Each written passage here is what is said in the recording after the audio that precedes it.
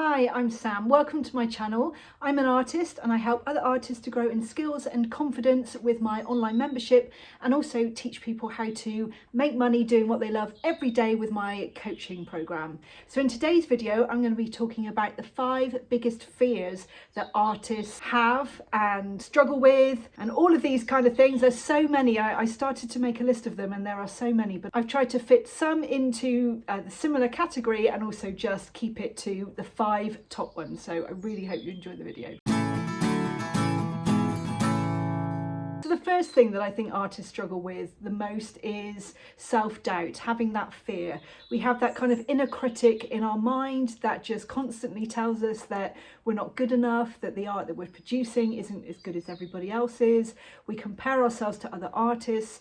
We are bombarded with images and stories of other people that seem to be doing so much better than us, and you look at their work and you just think it's absolutely flawless and beautiful.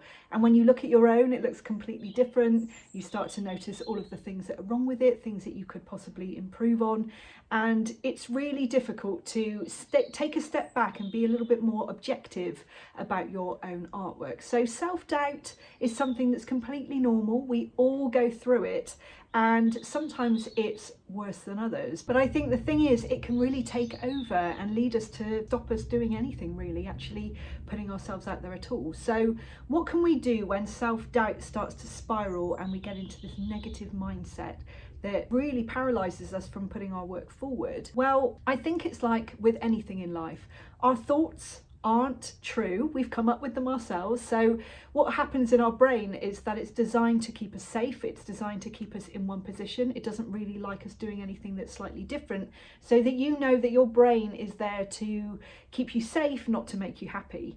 And so we need to override that in order to do things that we know will be good for us in the long run.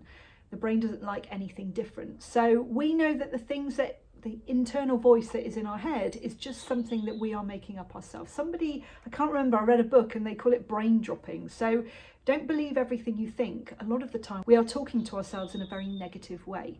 So one thing that you can do that really changes this immediately is just try to be aware of how you are talking to yourself in your mind. What's your internal dialogue like? Is it complimentary? Is it positive, or is it negative?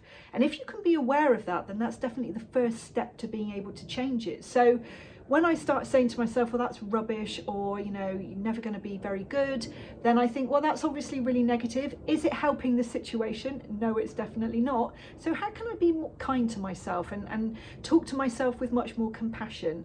And so I start to think about things that would be really nice. Maybe you need a break. You've done really well today. Look at that little part of the drawing. It's actually a lot better than it was 6 months ago, a year ago. Try to start to think of things that are much more positive. And it's amazing how you can really shift your state from being feeling quite negative and down to actually looking towards the positives. So that would be my top tip for self-doubt. Just notice how you're talking to yourself, and can you change that in the moment, and therefore change the rest of your day going forward. This leads me on to point number 2, which is fear of failure.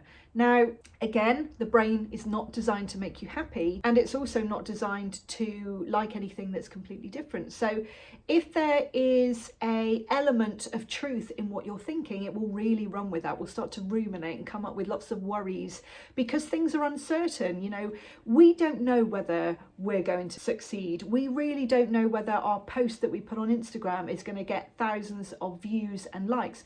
We don't know. It's all uncertain. So what happens with us warriors or sensitive people or people that suffer with anxiety or stress is that because we don't know if it's certain, we don't have that clarity, that certainty that things are going to work out. We don't have a crystal ball. There's nobody there to tell us that these things are really going to work out. So what we will do is we will come up with lots of different things that try to make that situation more certain.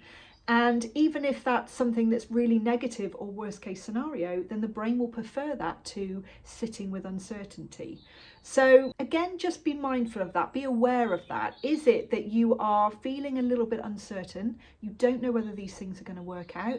It feels fearful, and that's perfectly normal and natural. There is going to be an element of fear if you're doing something that you haven't done before, or that feels a little bit, out of your comfort zone. But just know that your brain will tend to err on the side of trying to make things more certain by coming up with all of these horrible stories and worst case scenarios, just to try and make sense of the uncertainty.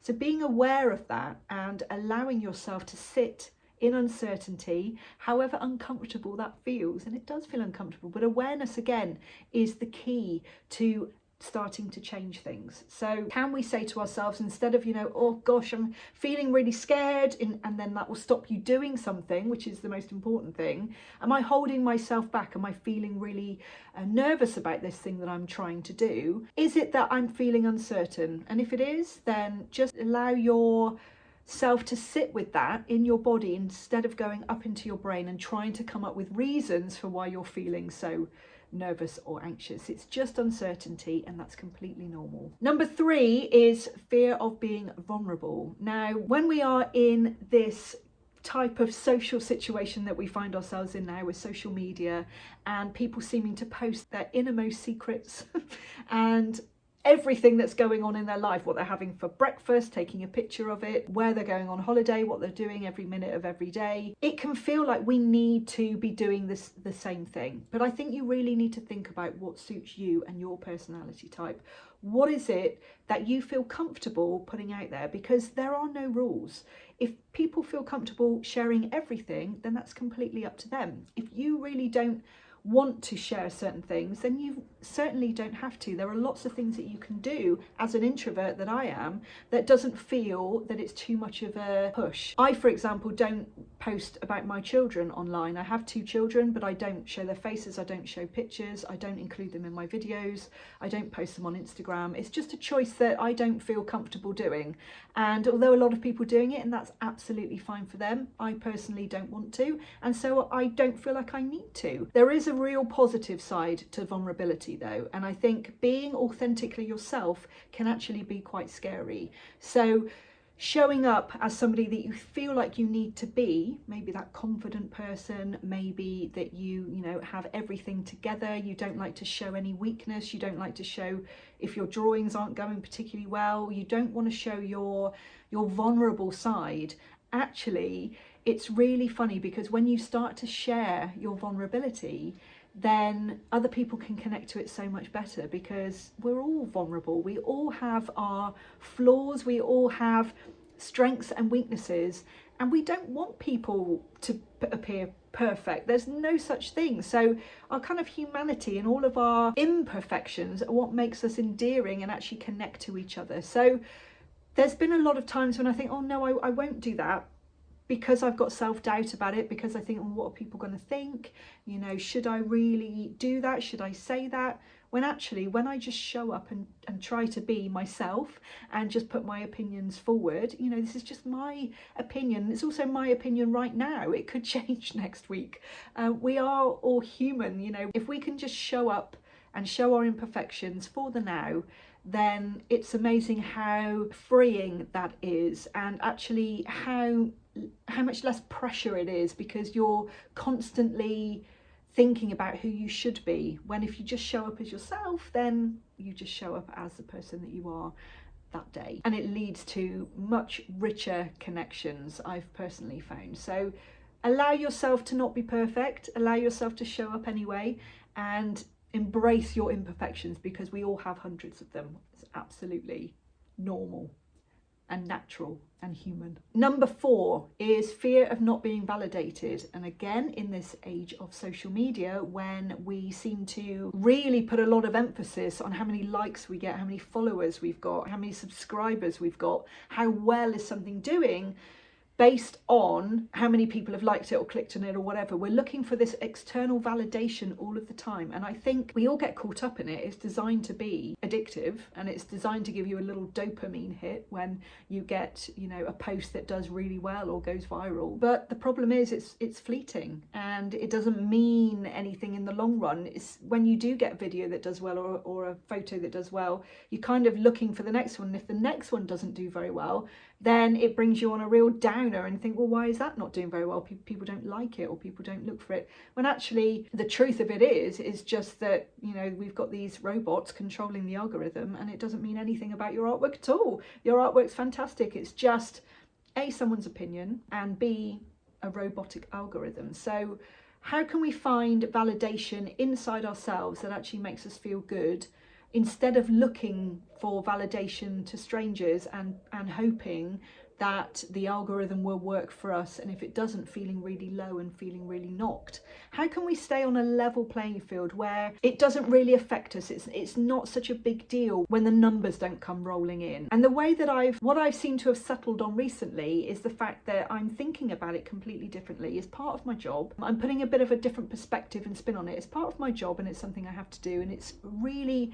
positive thing that we can reach so many different people from all over the world from our own homes. That's fantastic for a start. So we're in a very lucky position, and so I think gratitude and feeling lucky is a really good first stepping stone. And the other thing I've been doing is treating it a little bit like a game. Not really putting too much emphasis on whether it does well or not, just thinking, oh, that's interesting, I don't really know why that is. Isn't it funny that sometimes when I post something one day and exactly the same thing a couple of months later, they do completely differently? And I don't really put much emphasis on whether it does well or doesn't do well. I feel like I've taken the pressure off, and I think that's something that we all struggle with. We put so much pressure on ourselves to, especially if you spent a long time on something and then you don't get that validation from the outside. I think having validation within, it sounds a little bit cliche, but it is really important to be your best cheerleader and not rely on anybody else, because everybody else has got their own stuff going on. So it might be, you know, there's been so many times when I've seen somebody, a friend or family, and I thought, oh, that's a lovely outfit, or your hair looks amazing, and just forgotten to say it. It doesn't mean I haven't thought it. So it might be that people see your stuff and just don't click, but they look at it and think, oh, how beautiful. It doesn't mean anything, is kind of what I'm saying. It doesn't mean that people don't think it's amazing or great or good enough.